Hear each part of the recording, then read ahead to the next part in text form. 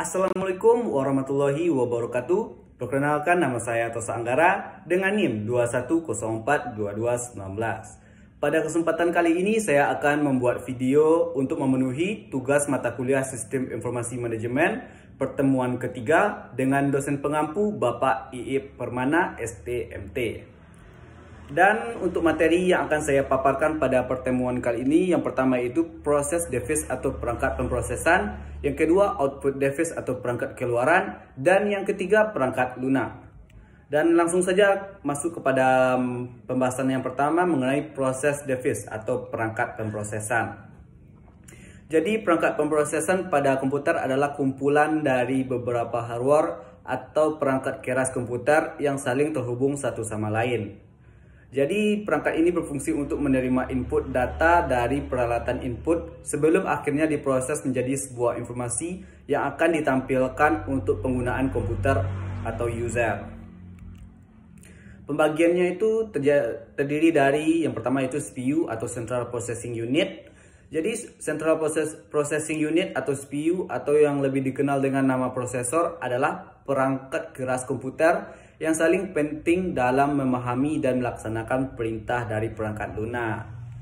Dan yang kedua yaitu ada memori. Memori merupakan perangkat fisik komputer yang mampu menyimpan data baik secara permanen maupun sementara.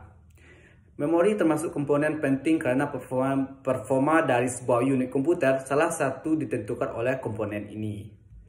Yang ketiga yaitu motherboard. Jadi motherboard atau mainboard merupakan papan sirkuit yang berfungsi sebagai tempat komponen-komponen komputer seperti prosesor, hard disk, RAM, dan lain-lain. Motherboard berupa papan utama yang berbentuk PCB dan memiliki chip BIOS, jalur-jalur maupun konektor yang berfungsi menghubungkan masing-masing perangkat. Yang keempat ada itu kartu grafis. Kartu grafis disebut juga dengan VGA card, adalah peralatan komputer yang berfungsi untuk mengubah sinyal digital menjadi gambar secara visual dalam bentuk pixel. Kartu grafis memungkinkan data dalam bentuk digital ditampilkan pada monitor. Kemudian masuk pada pembahasan yang kedua mengenai output device atau perangkat keluaran. Jadi output device merupakan perangkat keras komputer yang memiliki fungsi untuk menghasilkan keluaran baik berupa hardware copy atau soft copy dan juga keluaran berupa suara. Sebagai contohnya yang termasuk output device yaitu printer atau dot matrix, inkjet, primer, printer, laser. Kemudian dalam bentuk video display, monitor. Kemudian ada juga bentuk flat panel display atau liquid crystal display, speaker, dan masih banyak lain-lainnya. Kemudian beberapa perangkat output komputer beserta fungsinya yaitu monitor. Yang pertama yaitu monitor. Jadi monitor berfungsi untuk menampilkan data berupa teks, gambar, dan video. Selain monitor terdiri dari sirkuit, catu daya, tombol untuk menyesuaikan pengaturan layar, serta casing yang menampung semua komponen tersebut.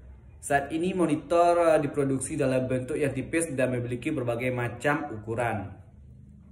Yang kedua yaitu printer. Jadi printer merupakan perangkat keras yang berfungsi untuk mengambil data elektronik yang tersimpan dalam komputer atau perangkat lain dan menghasilkan salinan data tersebut. Salinan data bisa berupa teks, gambar, maupun foto yang dicetak di atas kertas yang diselipkan pada wadah yang sudah disediakan.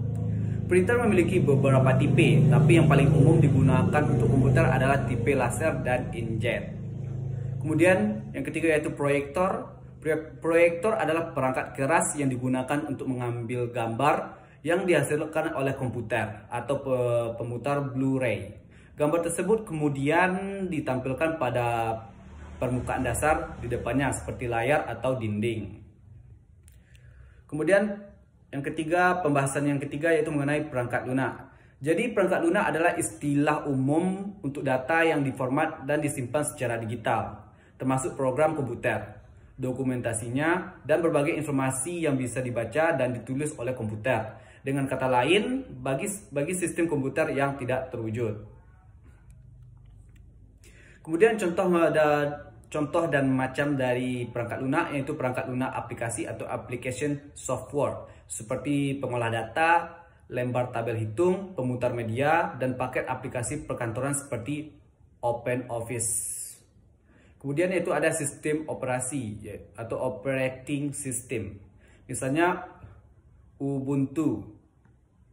Kemudian ada yang ketiga yaitu perkakas, pengembangan perangkat lunak, yaitu software development tool, seperti kompilator untuk bahasa pemrograman tingkat tinggi seperti Pascal, dan bahasa pemrograman tingkat rendah yaitu bahasa rakitan.